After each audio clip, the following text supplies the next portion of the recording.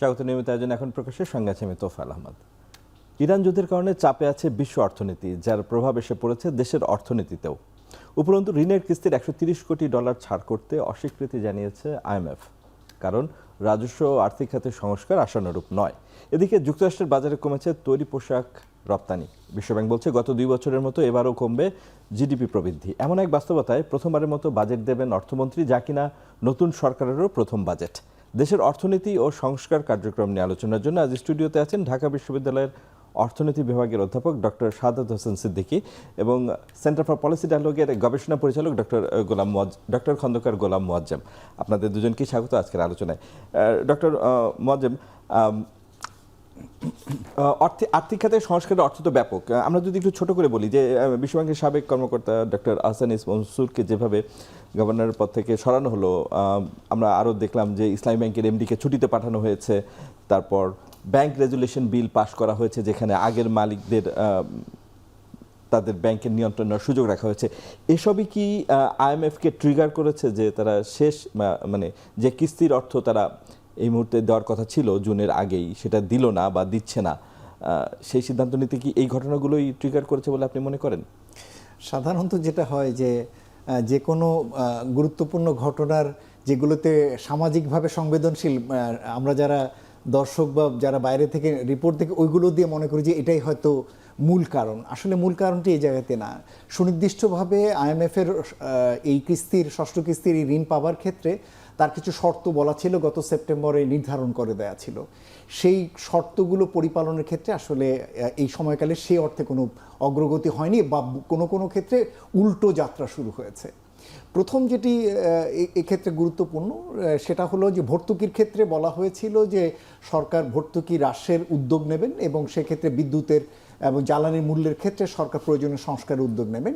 সেটা সরকার রাজনৈতিক চাপে হোক বা আমাদেরও কিছু ভিন্ন দৃষ্টিভঙ্গির আছে, ভর্তুকি অবশ্যই কমানো দরকার কিন্তু সেটা মূল্য বৃদ্ধি করে না অন্যভাবে, সেরকম কি জায়গায় সরকার হাত দেননি এই সময়কালে সরকার অজনপ্রিয়তার একটি জায়গা থেকে। সেটি একটি গুরুত্বপূর্ণ দিক।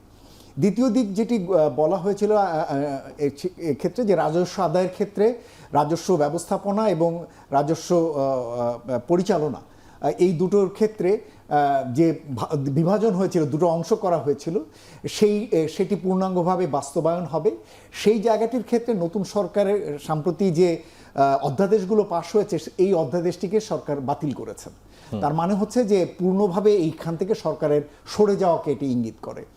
তৃতীয় দিক যেটি এখানে রয়েছে সেটি হলো যে রাজস্ব আদায়ের ক্ষেত্রে যে লক্ষ্যমাত্রা, সেই লক্ষ্যমাত্রা আসলে এই সময়কালে অর্জন করা যায়নি, সুতরাং সেটাও এখানে একটা গুরুত্বপূর্ণ ভূমিকা রেখেছে। এবং এর বাইরে বিদেশি ঋণ গ্রহণের ক্ষেত্রে ব্যাংকগুলোর উপর একটা সিলিং দেওয়া ছিল যে কত বিদেশি ঋণ নেওয়া যাবে, সেই সিলিংটির ক্ষেত্রেও সম্ভবত আমাদের অর্জনটি আশাব্যঞ্জক নয়। প্লাস ব্যাংকের বোর্ডের ক্ষেত্রেও যে বিষয়টি আপনি বললেন সেটাও এখানে গুরুত্বপূর্ণ। এই ধরনের একেবারে সুনির্দিষ্ট যে জায়গাগুলো, এই জায়গাগুলোতে আমাদের অগ্রগতি হয়নি। তবে হ্যাঁ, এটা ঠিক যে কোনো নতুন সরকারের সাথে যে IMF বা ওয়ার্ল্ড ব্যাংকের মতো প্রতিষ্ঠানগুলো কিন্তু কাজ করতে উৎসাহী হন। সুতরাং সেই ধরনের একটি জায়গায় এই যে সমস্ত জায়গাগুলোতে তারা অর্জন হয়নি, এগুলোকেও কিন্তু তারা কনসিডার করতে পারতেন। কিন্তু আমার ধারণা ট্রিগার করেছে, যে শব্দটি আপনি বলেছেন, সেই ট্রিগার করার পিছনে এই যে 2-3টি উল্লেখ করলেন আপনি, সেই জায়গাগুলো আমার ধারণা কিছু ক্ষেত্রে ট্রিগার করেছে। দেখুন, জনাব আহসান ইস মনসুরের দীর্ঘদিন যাবৎ তার IMF-এ কাজ করার অভিজ্ঞতা রয়েছে এবং সংস্কার কাজ অন্তর্বর্তী সরকারের সময় যতটুকুই যা হয়েছে, আমি বলবো ব্যক্তি পার্সন হিসেবে, ব্যক্তিগত উদ্যোগ হিসেবে উনি আসলে ব্যাংকিং খাতের ক্ষেত্রে বেশ কিছু সংস্কার করার চেষ্টা করেছেন। এবং আমি নিজেই CPD-র প্রেস ব্রিফিংয়েও এক সময় বলেছি যে যদি অন্তর্বর্তী সরকারের কারো কার্যক্রম যদি কন্টিনিউ করার প্রয়োজন হয় তাহলে আমি ওনাকে অনুরোধ করবো যে ওনাকে যেন কন্টিনিউ করে। কিন্তু সেই জায়গা থেকে সেটাতে করাই হয়নি, বরঞ্চ ওনাকে আমি বলবো যে কোনো রকম ভব্যতা ছাড়াই ওনার সময়টা শেষ করা হয়েছে। এমনকি সেখানে যাকে নিয়ে আসা হয়েছে সেই নিয়োগের ক্ষেত্রেও বিভিন্ন রকমের প্রশ্ন বা সমস্যা রয়েছে।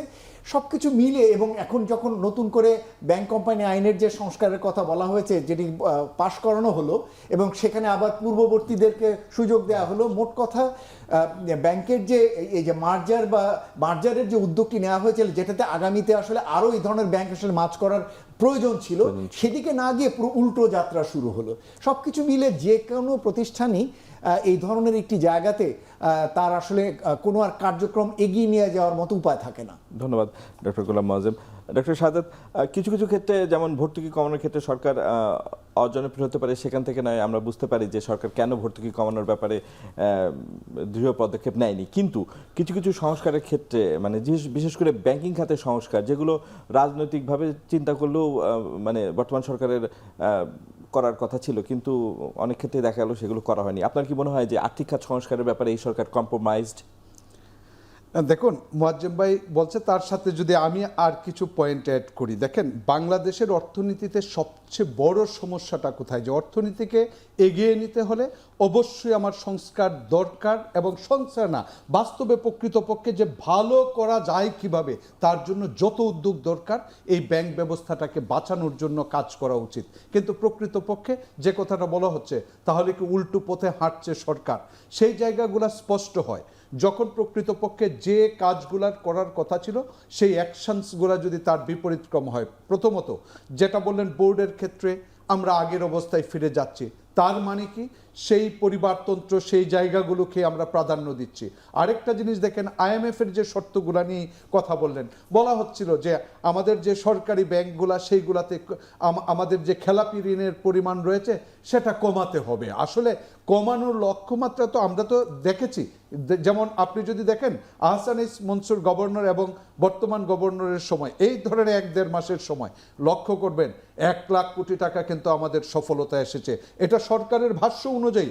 আপনি যদি পার্লামেন্টে দেখেন 6,54,000 কোটি টাকা ছিল, সেটা এখন কিন্তু 5 লাখ সামথিং বলা হচ্ছে। তাহলে বাংলাদেশ কি বিশাল উন্নতি লাভ করেছে খেলাপি ঋণের ক্ষেত্রে? কিন্তু প্রকৃতপক্ষে চিত্র কি তা? যেমন আহসানিস মনসুর যে সুবিধাটা দিয়েছিল রিশিডিউলের জন্য, সেই রিশিডিউলের পরিমাণটা এখন আরও অর্ধেক করে তার চেয়েও কম দেওয়া হচ্ছে। কিন্তু রিশিডিউল কি যে রুলস, সেটা কি কেউ মানছে কিনা তার প্রতিবেদন কিন্তু সেন্ট্রাল ব্যাংক বের করে নাই। তার মানে কি সব কিছুকে ধামাচাপা দিয়ে রাষ্ট্রের কাছে উপস্থাপন করা হচ্ছে যে খেলাপি ঋণ আসলে প্রকৃতপক্ষে কমে যাচ্ছে। কিন্তু প্রকৃতপক্ষে আমি মনে করি সরকার এমন কোনো সদুদ্যোগ এখন পর্যন্ত ব্যাংকের জন্য নেয়নি। যেমন মার্জারের ক্ষেত্রে বাংলাদেশে ব্যাংক বলা হচ্ছে 64-65 ব্যাংকের, কোনো 60-এর অধিক ব্যাংকের দরকার নেই, মার্জ করে আরও সংখ্যা যেন ভবিষ্যতে কমে। ইভেন আমরা যে 5টার কথা বলছি তা নয়, আরও অনেকগুলার ক্ষেত্রে কিন্তু সেই মার্জেও মার্জ থাকবে কিনা তার বিপরীত দিকে কিন্তু হাঁটছে। এখন SIBL ওরা অন্যান্য ব্যাংকগুলো আপনারা চাচ্ছেন। একটু যোগ করি যে অর্থনীতির তত্ত্ব এবং সূত্র ছাড়াও একটা রাজনৈতিক উইল তো ছিল। আমরা একটা গণঅভ্যুত্থান পরবর্তী সরকার দেখতে মানে আমরা একটা গণঅভ্যুত্থান পরবর্তী সরকার ক্ষমতা নিয়েছে। সরকার তো এই মানে ব্যাংকিং খাত সংস্কার ইস্যুতে রাজনৈতিক কিছু মানে ব্যাপারও তো আছে, যে আমরা তো সেটা দেখছি না, তার একটা বাইন্ডিংস তো আছে, মানে একটা গণঅভ্যুত্থান পরবর্তী সরকার তো। যে মানে বুঝতে পারে আপনার স্পিরিটটা হচ্ছে যে সেই স্পিরিটটাকে রক্ষা করে কিনা, সেই স্পিরিটটাকে ধারণ করে কিনা। যদি আপনি প্রকৃতপক্ষে মনে করেন যে ধারণ করে, তাহলে কি করা উচিত? আর যদি এইগুলার অ্যাকশনস না থাকে, তখন মনে করবেন যে সরকার আসলে সেই পথে হাঁটছে না। প্রথমত আপনি যদি সার্বিক ব্যাংকের জন্য ধরেন, বর্তমান সরকার কি ধরনের পদক্ষেপ নিচ্ছে, যে এই ব্যাংকে যে খেলাপি ঋণ রয়েছে যেটা প্রকৃতপক্ষে আসলে 8-10 লাখ, তার জন্য রাষ্ট্র কোনো ধরনের ব্যবস্থাপনা, মানে আমি বলবো পার্লামেন্ট ব্যবস্থা নিচ্ছে কিনা, তাহলে দেখবেন যে কোনো ধরনের ব্যবস্থাপনা নিচ্ছে বলে আমার চোখে ধরা পড়ে নাই। এখন আপনি বলতে পারেন যেমন আপনি বিনিয়োগের ক্ষেত্রে সরকার চাচ্ছে বিনিয়োগ করতে, কিন্তু আসলে আর্থিক খাতকে না ধার করালে আপনি বিনিয়োগটাই থেকে আসবে, সেটাই তো একটা বড় প্রশ্ন। অতএব সেই জায়গায় যখন আমরা ভালো কিছু দেখি না, তখন রাষ্ট্র, আপনি যে জিডিপির কথা বললেন, যে আমাদের ওয়ার্ল্ড ব্যাংক পূর্বাভাস দিয়েছে, ADB পূর্বাভাস দিয়েছে 3.9 থেকে 4%, সেটাও আসলে প্রকৃতপক্ষে এই বিনিয়োগ দিয়ে অর্জন সম্ভব কিনা, এবং বৈশ্বিক যে কনটেক্সট তৈরি হয়েছে সেই ক্ষেত্রে। অতএব আমার প্রকৃতপক্ষে যে সরকারের কাছে যে চাওয়া, একটা সাধারণ নাগরিক হিসাবে আসলে দেশটাকে ধারণ করছে, সেই স্পিরিট যখন রাজনীতিবিদদের মধ্যে স্পষ্ট না হবে, ততক্ষণ পর্যন্ত কিন্তু আমরা আসলে ঘুরে দাঁড়াতে পারবো না। কারণ যতবারই বাংলাদেশ মানে দাঁড়াতে চায়, তখন দেখবেন দাঁড়ানোর মধ্যেও এই রাষ্ট্রের রাজনীতি এবং ব্যবসা, এই রাজনৈতিকীকরণ, ব্যবসাকে রাজনীতিকরণ, যেটা দিয়ে আসলে প্রকৃতপক্ষে বাংলাদেশের অর্থনীতিটাকে দুর্বল করে রাখা হচ্ছে। ধন্যবাদ doctor Saddar. Doctor Moazzem, doctor Debapriya আজকেই বলছিলেন যে 2-3 বিলিয়ন ডলার সরকারের এই মুহূর্তে প্রয়োজন তার রাজনৈতিক কর্মসূচিগুলো বাস্তবায়ন করতে চাইলে, কিন্তু দাতা সংস্থার কাছ থেকে যদি সেদিক থেকে তেমন সাড়া না পাওয়া যায়, তাহলে তো কি অভ্যন্তরীণ উৎস থেকেই এই অর্থ নিতে গেলে বা সরকারের এই বাড়তি অর্থ সরকার কোথা থেকে জোগাড় করতে পারে, বা আপনার কি মনে হয় যে সরকার এই চাহিদা কিভাবে মেটাবে যদি ওই দিক থেকে মানে বিদেশি দাতাদের কাছ থেকে অর্থ ওইভাবে না আসে? দেখুন, আসলে সিপিডির পক্ষ থেকে আমরা কয়েকদিন আগেই একটা গবেষণা শেষ করেছি এবং সেখানে আমরা দেখছিলাম যে জ্বালানির যে বাড়তি চাহিদা আগামী 3 মাস, সেটার জন্য প্রায় $2.2 বিলিয়ন দরকার। আর যদি আগামী অর্থ বছরেও যদি উচ্চ মূল্যে এলএনজি কিনতে হয়, তাহলে শুধু এলএনজি আমদানির জন্য আরও $3.5 বিলিয়ন লাগবে। এখন এই জায়গাটার ক্ষেত্রে গুরুত্বপূর্ণ হলো যে আপনার এই টাকাটি ডলারে লাগবে, টাকায় না। কিন্তু তাহলে আপনি অভ্যন্তরীণ উৎস থেকে আপনি যখন বলছেন জ্বালানির মূল্য বাড়িয়ে দেবেন বা বিদ্যুতের মূল্য বাড়িয়ে দেবেন, দিলে আপনি টাকা পাবেন সত্য, ডলার পাচ্ছেন না। হ্যাঁ, সুতরাং আপনাকে ডলারের জন্য আপনাকে প্রয়োজন হবে যেখান থেকে কোন জায়গায় আপনি সহজ শর্তে কোন জায়গা থেকে নিতে পারেন। তো সহজ শর্তে নেবার ক্ষেত্রে আসলে আমাদের ভালো হতো মাল্টিল্যাটারাল ব্যাংকগুলো যারা রয়েছে তাদের কাছ থেকে যদি পাওয়া যায়। আমার কাছে যেটা মনে হয়, দুটো আলোচনা প্যারালালি সম্ভবত ওয়াশিংটনে হয়েছে। একটি হলো আইএমএফের সঙ্গে এই কিস্তি নিয়ে যে শর্ত এবং কিস্তি নিয়ে যে $1.3 বিলিয়ন, সেটি আর একটি আলাদা করে জ্বালানি সংকট মোকাবেলার জন্য বাড়তি যে অর্থ সহায়তা সেটি, এবং সম্ভবত ওইটি ওয়ার্ল্ড ব্যাংক লিড দিচ্ছে। ওয়ার্ল্ড ব্যাংক সম্ভবত একটি নিয়ে কাজ করছে যে বিশ্বের যে সমস্ত দেশগুলো এই জ্বালানি সংকটের কারণে ক্ষতিগ্রস্ত হয়েছে এদের জন্য আলাদা করে $50 বিলিয়ন একটি ফান্ড রেইজ করা হচ্ছে। এবং এখান থেকে বাংলাদেশ হয়তো আগামীতে সহায়তা পেতে পারে এবং উল্লেখযোগ্য হয়তো সহায়তা পেতে পারে। সুতরাং আইএমএফ এর এখান থেকে ঋণপ্রাপ্ততা না থাকলেও আইএমএফ হয়তো এই বাজেটারি সাপোর্ট বা ওয়ার্ল্ড ব্যাংকের মতো জায়গা থেকে বাজেটারি সাপোর্ট পেতে পারে এখান থেকে।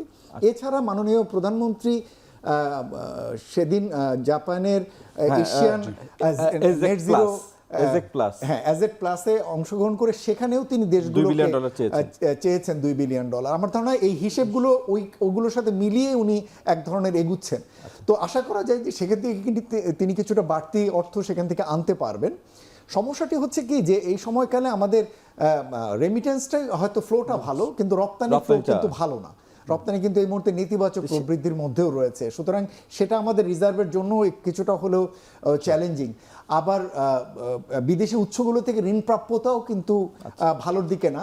আবার আইএমএফ যখন এটা যখন না করে দিচ্ছে, মনে রাখবেন যে এটি কিন্তু অন্য যারা বায়োল্যাটারাল লোন দিয়ে থাকেন তারাও কিন্তু তখন কিছুটা হলেও পিছুপা হয়ে যাবে, তারা ঋণ দিতে চাইবেন না।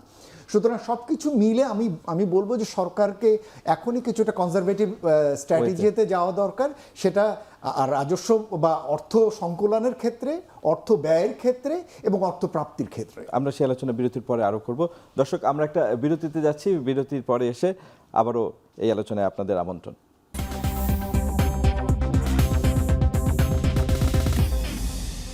বিরতির পর আবারও ফিরলাম আজকের আলোচনায়। ডক্টর সাদ্দাত, ডক্টর মোয়াজ্জেম যেমনটি বলছিলেন যে সরকারের ব্যয় সংকোচনমূলক নীতিতে যাওয়া দরকার, আমরা জানি এটা মানে, কিন্তু সেটা কিভাবে সম্ভব? ব্যয় সংকোচন, যেখানে একটা নতুন পে স্কেল দেওয়ার চাপ আছে সরকারের, কৃষক কার্ড, তারপরে খাল খনন কর্মসূচি, ফ্যামিলি কার্ড, অনেকগুলো রাজনৈতিক কর্মসূচি আছে, সরকার ব্যয় সংকোচনে কিভাবে যাবে? জি দেখুন, গত অন্তর্বর্তী সরকারের কথা যদি চিন্তা করেন, তারা বলেছিলেন কিন্তু তারা সংকোচনমূলক মানে হচ্ছে রাজস্ব সংকোচনমূলক নীতি গ্রহণ করেছে, অর্থাৎ বাজেট তারা বাড়ায় নাই। এটাও একটা ইতিহাস যে আসলে একটা দেশের বাজেট বাড়ে না, প্রবৃদ্ধি 3% হোক আর 4% হোক, প্রবৃদ্ধি হয়েছে কিন্তু বাজেট বাড়ে নাই। ওইটার যেরকম একটা প্রবলেম আছে ঠিক একই রকম এখন আপনি আপনার আয়ের অবস্থাটা জানেন।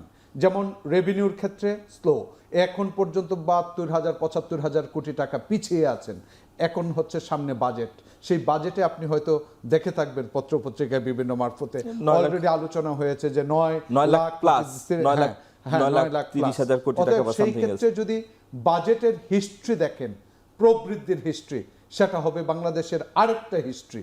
অর্থাৎ অন্তর্বর্তী সরকার সংকোচনের দিকে একটা ইতিহাস তৈরি করেছে, আর প্রবৃদ্ধির দিক থেকে এই সরকার আরেকটা বড়, যেমন 25% মতো প্রবৃদ্ধি। অতএব এই যে ব্যয়, বিশাল ব্যয়ের বোঝা এটা কিন্তু আমি রাষ্ট্রের জন্য বোঝা হবে তখনই যখন রাষ্ট্র তার আর্থিক সক্ষমতা না বাড়িয়ে যখন ব্যয়টাকে বাড়িয়ে দেয় তখন শুধু এই বোঝাটার ইকোনমিক কনসিকুয়েন্সটা হচ্ছে সিভিয়ার, যে কথাগুলো কিন্তু অলরেডি ব্যয় সংকোচন কি আসলে হবে? আমরা তো কথাই বলি, আসলে কি পারবে সরকার? পাচ্ছেন? বা যদি পত্রপত্রিকা রিপোর্ট দেখি তাহলে তো সরকারের ব্যয় না, বাড়ছে। এখন কথা হচ্ছে যে আপনি যদি বাজেটের দিকে তাকান তাহলে তো ব্যয় সংকোচন করছেন না। এখন প্রশ্ন হচ্ছে সরকারের উপর আসলে দুই দিক থেকে চাপ। এক হচ্ছে যে এই বর্তমানে এই অর্থনৈতিক ক্রাইসিস মোমেন্টে রাষ্ট্র পরিচালনা করা, আরেকটা হচ্ছে বৈশ্বিক কনটেক্সট যোগ হওয়া, আর একই সাথে প্রবৃদ্ধি থেমে যাওয়ার কারণেও আপনার আয়ে যেভাবে বাড়তো সেই প্রবৃদ্ধিটাও কিন্তু থাকছে না। আরেকটা জিনিস হচ্ছে যেখানে আসলে প্রকৃতপক্ষে সংস্কার দরকার, আমরা যারা সাধারণ মানুষ তারা ভাবি কি আমরা ট্যাক্স এবং এনবিআর এর ক্ষেত্রে যদি প্রকৃতপক্ষে আমরা সংস্কার করা হয় এবং উদ্যোগ নেওয়া হয় তাহলে কিন্তু সরকারের রেভিনিউ বাড়ানো সম্ভব। তখন কিন্তু রাষ্ট্রের উপর যে কনসিকুয়েন্সগুলো, যেমন আপনি যদি বলেন নির্বাচনী ইস্তেহার বাস্তবায়ন করতে হবে তাহলে প্রকৃতপক্ষেই স্বাভাবিকের চেয়ে আপনাকে ব্যতিক্রমধর্মী মানে হচ্ছে যে আলাদা কিছু খরচ করতে হয়, সেই খরচের বোঝা তখন হচ্ছে কি সেই ব্যাংকগুলা থেকে লোন করতে হবে, প্রিন্ট করতে হবে, ধার করতে হবে। এবং দেখেন এখন যদি তেলের যে হিসাবটা মুয়াজ্জেম ভাই বললেন যে অলরেডি 2 বিলিয়ন, ওইখানে 3.5 বিলিয়ন, 5 বিলিয়ন, 6 বিলিয়ন, এই বোঝাটাও কিন্তু রাষ্ট্রের উপর কি পড়ছে? ফরেন কারেন্সির উপর প্রেশার। যেদিকে এক্সপোর্ট কম কিন্তু আবার এই দিক থেকে আপনাকে তেলের টাকাটা ডলারে খরচ করতে হবে, অতএব সেই জায়গায় কিন্তু আরেকটা প্রেশার।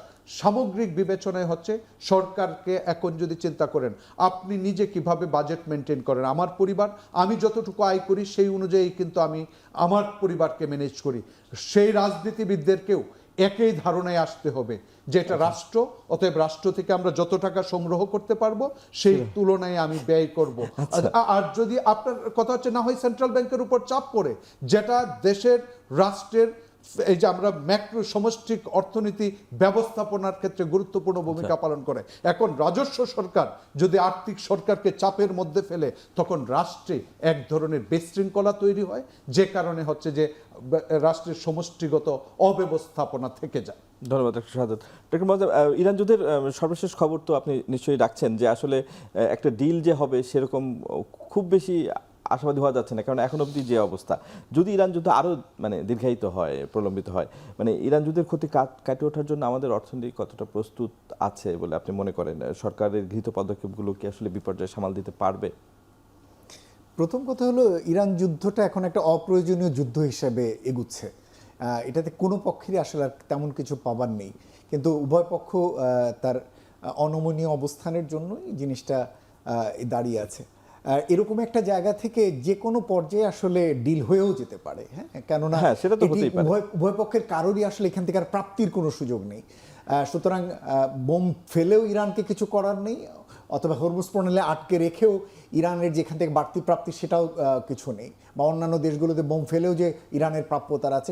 সুতরাং এই জায়গাটি থেকে আসলে যে কোনো মুহূর্তেই ডিল হবার মতো জায়গা এটি, সেটি আজকে না হোক কালকে না হুট করে এটা। সুতরাং এটা অনেক দীর্ঘমেয়াদী কোনো যুদ্ধের আকারে যাবার মতো পরিস্থিতিতে এই যুদ্ধটি নেই। হয়তো এক মাস যদি আরো 10-15 দিন আরো দীর্ঘায়িত হয় তাও তো যাওয়ার মতো অবস্থা নেই অর্থনীতি। প্রথম পর্যায়ে যখন বসা হয়েছিল একেবারে নাকি 80% 23 ঘন্টার আলোচনায় বলা হচ্ছিল যে অনেক কিছু হচ্ছে শেষ মুহূর্তের একটি কথা থেকেই নাকি আলোচনা ভেস্তে গিয়েছে, কিন্তু মোটামুটি নাকি এমনকি যখন বলা হচ্ছিল যে জেডি ভান্স যখন চলে এসছেন তখনও নাকি উভয় পক্ষ ওখানে বসে আলোচনা চালিয়ে গেছেন। সুতরাং সেদিক থেকে আলোচনাটা চলমান, প্রকাশ্য অপ্রকাশ্য বিভিন্নভাবেই চলছে। সুতরাং আমার ধারণা যে একটা ডিল হবে এবং সেটা হয়তো নিকট ভবিষ্যতে হবে, কিন্তু সেটা তো একদিক গেল, কিন্তু ইতিমধ্যেই তো অনেক ড্যামেজ হয়েছে। কিন্তু অলরেডি আমাদের অর্থনীতি এর মধ্যে ইতিমধ্যে ক্ষতিগ্রস্ত হয়েছে, যে এর মধ্যে আমরা জ্বালানি সংক্রান্ত ক্ষতিগুলো তো আমরা ইতিমধ্যে টের পাচ্ছি। কৃষিতে এর প্রভাব পড়ছে, যেহেতু ডিজেল দেওয়া যাচ্ছে না, সেচে এর অপ্রাপ্যতার জন্য হচ্ছে। সার কিন্তু অভ্যন্তর উৎস থেকে না পাওয়ার জন্য আমদানি করে সার দিতে হচ্ছে, সারের মূল্য বৃদ্ধি পাচ্ছে এবং শীর্ষক পর্যায়ে সারও পর্যাপ্তভাবে কিন্তু আমরা দিতে পারছি না। শিল্প কারখানাগুলোতে অধিকাংশ জায়গাতেই তাদের ক্যাপটিভ জেনারেটর আছে, সেটা ডিজেল দিয়ে চলে, সেই ডিজেলও কিন্তু তারা পাচ্ছে না পর্যাপ্তভাবে, ফলে তাদেরও উৎপাদনে এর একটা নেতিবাচক প্রভাব পড়ছে, সেগুলো আছে। আমরা একটা ছোট্ট গবেষণা শেষ করেছিলাম, সেখানে আমরা দেখেছি যে যদি দীর্ঘায়িত হয় এই যুদ্ধ তাহলে জিডিপিতে এর প্রভাব পড়বে -0.6%, অর্থাৎ 6% পর্যন্ত জিডিপির প্রবৃদ্ধি সংকুচিত হতে পারে, মানে সামগ্রিক প্রবৃদ্ধি কমে যেতে পারে। ঠিক একইভাবে মূল্যস্ফীতি বাড়তে পারে 2 অঙ্কের ঘরে 13.6%। এটা যদি দীর্ঘ সময় হয়, কয়েক বছর মেয়াদি, এবং এক্সচেঞ্জ রেটের ক্ষেত্রে এবং ইন্টারেস্ট রেটের ক্ষেত্রেও প্রায় 5% এটা বাড়তে পারে। সুতরাং সব জায়গাতেই আমরা কিন্তু এর একটা নেতিবাচক প্রভাব রয়েছে যদি এটা দীর্ঘায়িত হয়। সরকার কি সঠিকভাবে রেসপন্ড করছে? এই যে যেসব আপনি যেসব ক্ষতিকর প্রভাবের কথা বললেন, সরকার সেই পদক্ষেপগুলো আপনি ঠিকমতো নেওয়া হচ্ছে বলে মনে করেন, যে মূল্যস্ফীতি কমানো বা অন্যান্য ইস্যুতে? দেখুন, আমি শুরুর দিকের কিছু উদ্যোগ নিয়ে বেশ আশাবাদী ছিলাম। অথচ জ্বালানি ব্যবস্থাপনার ক্ষেত্রে সরকার ঈদের আগে আমরা দেখছিলাম যে রেশনিং করে বেশ টাইট করে একটা চালাতে চাচ্ছেন। হঠাৎ করে ঈদ এবং ঈদ পরবর্তী সময়কালে কেমন যেন একটা গা ছাড়া ভাব দেখেছি, এবং একদিকে রেশনিং উঠিয়ে দেওয়া হলো এবং ব্যাপকভাবে জানা গেল যে চুরি হচ্ছে, এবং সেটার জন্য বিভিন্ন জায়গায় কিছু ইনভেস্টিগেশন চললো। কিন্তু আমার ধারণা এখন ওপেনলি চলছে, এখান থেকে তেল চলে যাচ্ছে, চোলগুলো বাইরে বিক্রি হচ্ছে, সরকারি গাড়ি বিভিন্ন ক্ষেত্রে ইনভলভ এগুলোর ভিতরে, যাদের সেই অর্থে অত তেল দরকার নেই তারা এগুলোর মধ্যে ইনভলভ। সেই আমরা ইতিমধ্যে জানতে পারলাম যে জ্বালানি তেলের দাম বাড়ানো হয়েছে। আমরা এই নিয়ে আলোচনা করবো বিরতির পর এসে। ধন্যবাদ ডক্টর মোয়াজ্জেম। আমরা একটা বিরতিতে যাচ্ছি। দর্শক, আমরা একটা বিরতি যাচ্ছি, ফিরে আসছি একটু পরে।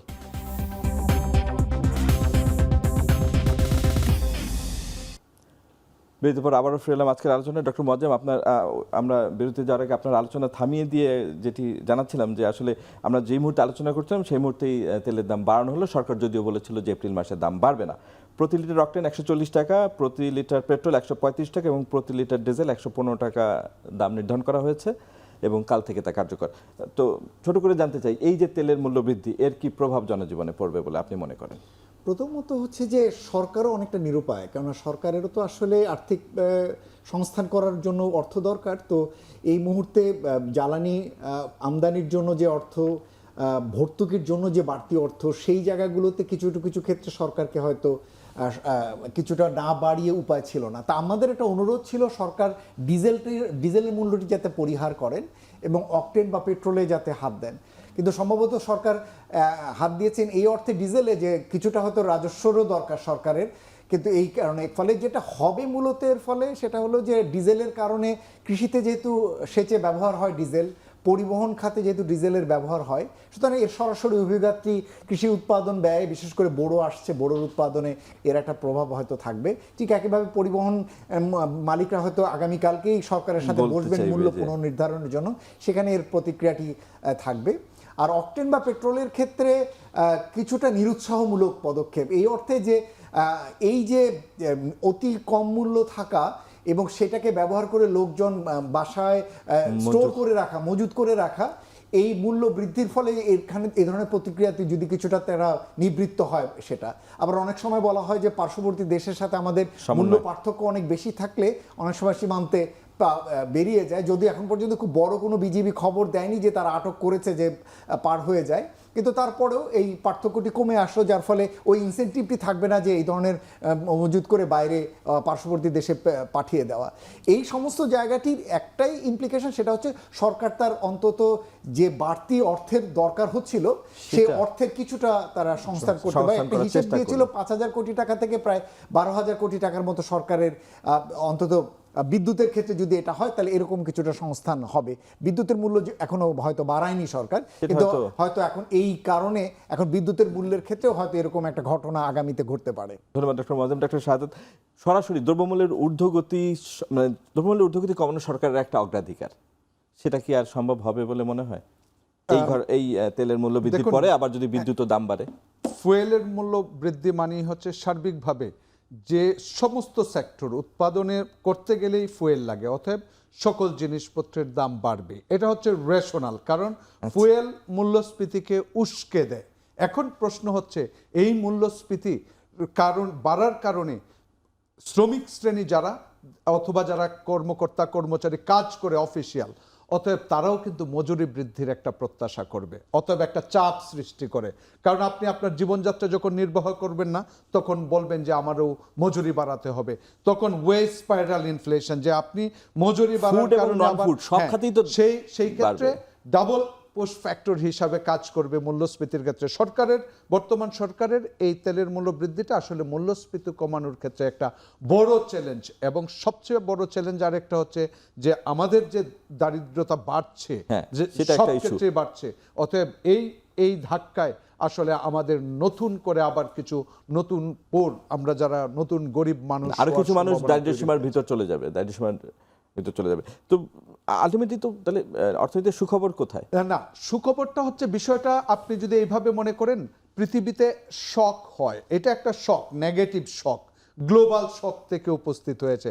এখন বর্তমান সরকারের সবচেয়ে মানে আমি বলবো বিচক্ষণতার পরিচয় দিবে হচ্ছে এই ক্রাইসিস ম্যানেজমেন্টটা কিভাবে হবে। এখন আপনি যদি দেখেন, ক্রাইসিস ম্যানেজমেন্ট করতে গিয়ে বাজেট 25% প্রবৃদ্ধি করা হচ্ছে, তো আবার রেভিনিউ বাড়বে কিনা তার জন্য ব্যবস্থা নেওয়া হচ্ছে, কিন্তু সেটা কিন্তু নিশ্চিত না। আপনি যখন নিশ্চিত হবেন তারপরে যদি বাড়াতেন 25%, তাহলে সেটা হয়তো মনে করতাম ক্রাইসিসকে গুরুত্ব দেওয়া হচ্ছে। না হয় কিন্তু আমার মধ্যেই প্রশ্ন জাগবে, এই ক্রাইসিস মুহূর্তে আমার বাজেট এত পরিমাণ বৃদ্ধিটা সেটা কতটুকু যৌক্তিক, যেটা আর যদি মনে করতাম যে এই বাজেট প্রকৃতপক্ষে বৃদ্ধিটাই সেটা সোশ্যাল প্রোটেকশনে অথবা গরিবদের দিকে যাবে, এই বিষয়গুলো যখন স্পষ্ট হবে তখন আসলে বলা যাবে যে সরকার কতটুকু কল্যাণমূলক এই বাড়তিটা রাষ্ট্রের কল্যাণের জন্য ব্যয় করছে, সেটা আরও স্পষ্ট হবে বাজেটে। আরেকটা জিনিস দেখেন যে বাংলাদেশের সবচেয়ে আমি মনে করি যে সরকার, আমি বিগত সরকারগুলোর অভিজ্ঞতা থেকে আর আমার লেখাপড়া থেকে যে জায়গাটা, সেটা হচ্ছে যে বাংলাদেশের বাজেটে যে জায়গাগুলোর গুরুত্ব পাওয়া উচিত সেগুলো সবসময় অবহেলিত।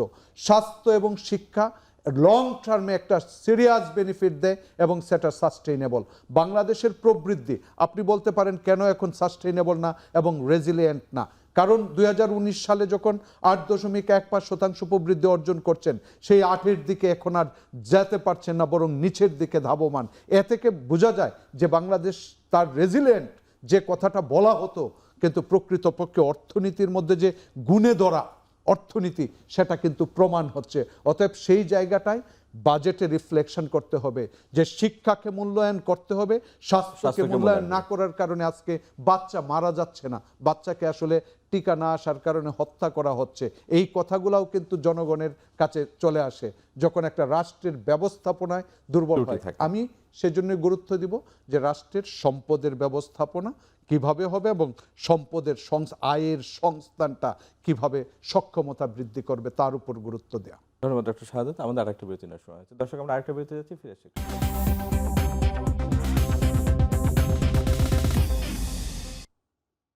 বিরতির পর আবারও ফিরলাম আজকের আলোচনায়। ডক্টর মোয়াজ্জেম, আমরা বিরতির মাঝখানে আলোচনা করছিলাম যে এটি তো বৈশ্বিক কারণে আমাদের এই আজকে তেলের দাম বৃদ্ধি সহ দেশের যে অর্থনীতি টালমাটাল অবস্থা, তার একটি বড় কারণ বৈশ্বিক, যেখানে আমাদের কোনো হাত নেই। আপনি বলছিলেন যে আসলে আমরা যে সহায়তাটা পাবো সেটা আসলে মানে হওয়া উচিত সেটা গ্র্যান্ট, কিন্তু মানে আপনি কেন মনে করছেন বা এইটা কিভাবে মানে এই দাবিটা জোরালো করা যায়? দেখুন, এই ধরনের দাবি জোরালো করার ক্ষেত্রে এককভাবে একটি রাষ্ট্রের পক্ষ থেকে এটা সম্ভব না। এটি এই যে যারা তেল আমদানি নির্ভর যে অর্থনীতিগুলো, আমি মূলত উন্নয়নশীল দেশগুলোতে প্রত্যেকেই কিন্তু মোটামুটি বাংলাদেশের মতো বিপর্যস্ত।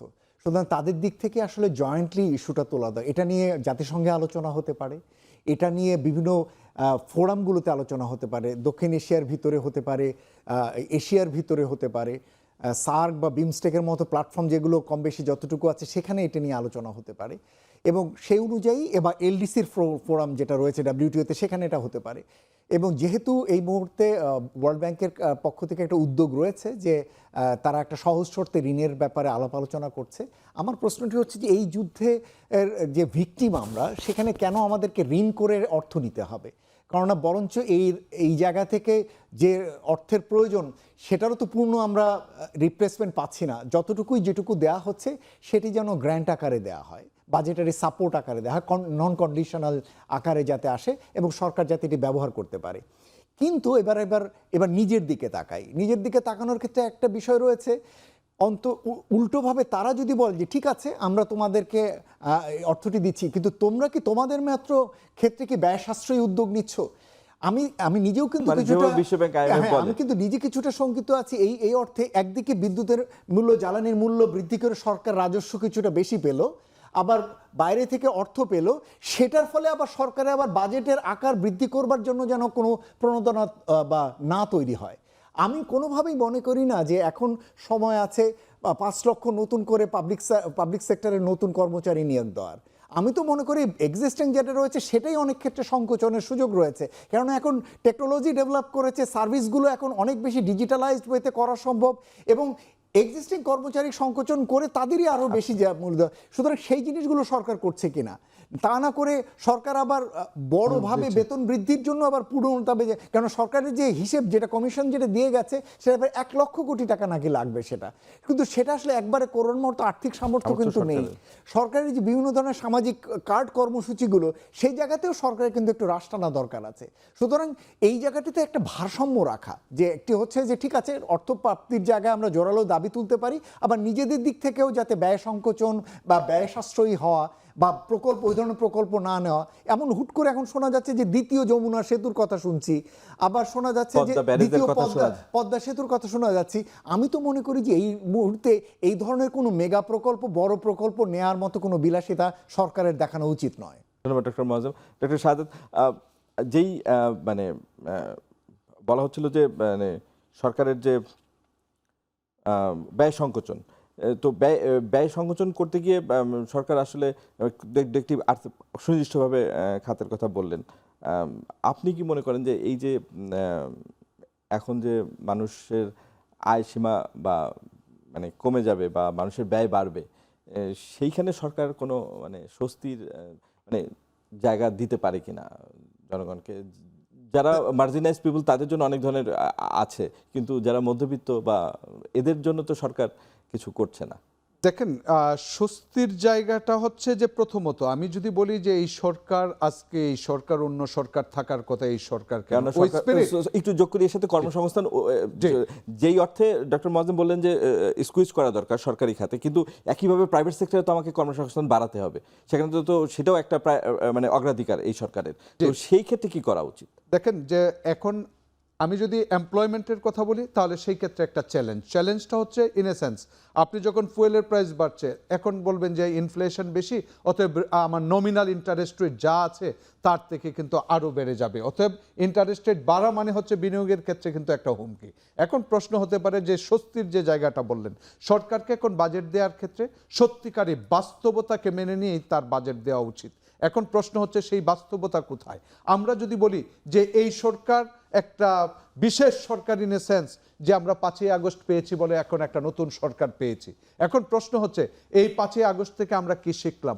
যেমন আপনি শ্বেতপত্রের কথা যদি বলেন, উন্নয়ন প্রকল্পে বলা হচ্ছে দুর্নীতি হয়, কথা হচ্ছে আমরা যদি এই দুর্নীতিটাকে রোধ করতে পারি, তাহলে কিন্তু উন্নয়ন প্রকল্পে বাজেট বাড়ানোর কোনো প্রশ্নই আসে না। আপনার বলা হচ্ছে যে 1 টাকার জায়গায় 1 টাকা 70 পয়সা খরচ হয়, তাহলে আপনি তো 1 লাখ কোটি টাকা দিয়ে 1,70,000 কোটি টাকার কাজ করতে পারেন প্রকৃতপক্ষে।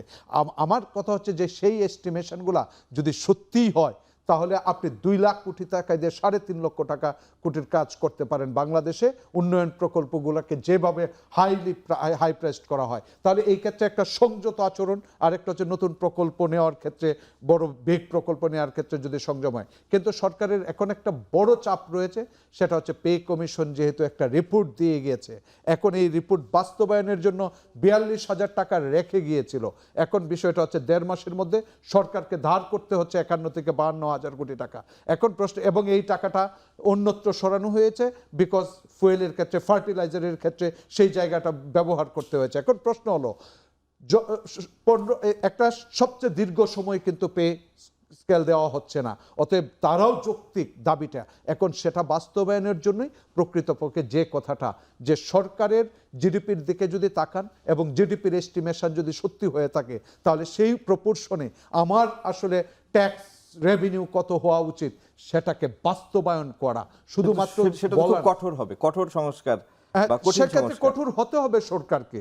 কারণ আপনি যদি বলেন ঢাকা শহরের প্রত্যেকটা ডিভিশনে কয়টা বিল্ডিং আছে, তার কয়টা অ্যাপার্টমেন্ট আছে, সেই মানুষগুলাই তো হয় না ট্যাক্স রিটার্নের ক্ষেত্রে, অতএব সেই অবাস্তব কেন মনে হবে? সেটা তো একেবারেই বাস্তব এবং বাস্তব না, কিন্তু প্রয়োগ কঠিন করাও। সংস্কার, কিন্তু কঠিন এই নির্দয়। সংস্কারের কথাই বলা হচ্ছে আচ্ছা, ট্যাক্স রেভিনিউ বাড়ানোর ক্ষেত্রে এবং মানে জানেন- অভ্যন্তরীণ উৎস থেকে আয় বাড়াতে হবে সরকারকে, না হলে কোনো হ্যাঁ, ট্যাক্স বাড়ানো বলতে হচ্ছে ট্যাক্স থেকে আয়, যেটা রেটের কথা বলা হচ্ছে না, যে রেভিনিউ বাড়াতে হবে। তো অতএব রেভিনিউ বাড়ানোর সুযোগ রয়েছে, সরকারের অফুরন্ত সুযোগ রয়েছে। এবং মধ্যবিত্তকে স্বস্তি দেওয়ার জন্য পে কমিশন কি আপনি উপায় দেখেন, মনে করছেন? মধ্যবিত্ত সবসময় যাতা করে পৃষ্ঠ, কারণ আচ্ছা, হচ্ছে যে মধ্যবিত্তের কথা যদি বলেন, জি।